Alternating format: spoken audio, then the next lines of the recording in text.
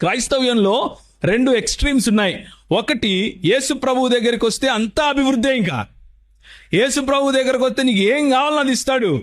కళ్ళు మూసుకొని ఇట్లా నడుచుకుంటా వెళ్ళిపోయి నాకు బెంచ్ కావాలంటే బెంచ్ ఇచ్చేస్తాడు అని చెప్పే వాళ్ళు కూడా ఉన్నారు మా హైదరాబాద్లో. నీ విశ్వాసం పైన ఉండాలని చెప్పే వాళ్ళు కూడా ఉన్నారు.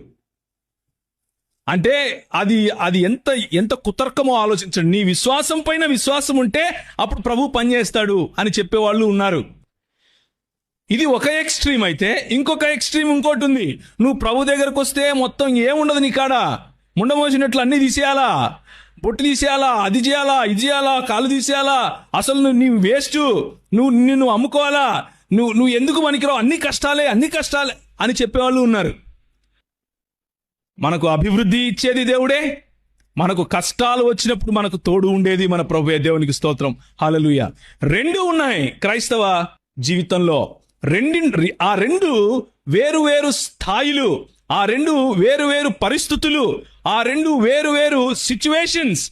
కానీ మన ప్రభు మాత్రం మారడు.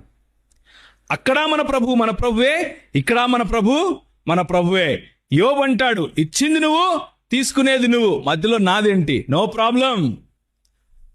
హబక్కూకు అంటాడు, అంజూరపు చెట్లు ఫలించినా ఒకటే, ఫలించకపోయినా ఒకటే, నో ప్రాబ్లం. నేను ఆనందించేది మాత్రం యెహోవా యందు నేను ఆనందిస్తాను. ఇది క్రైస్తవ జీవితం. అది క్యారెక్టర్.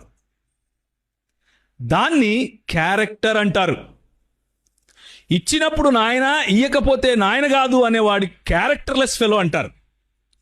అర్థమవుతుందా మీకు నేను చెప్పేది?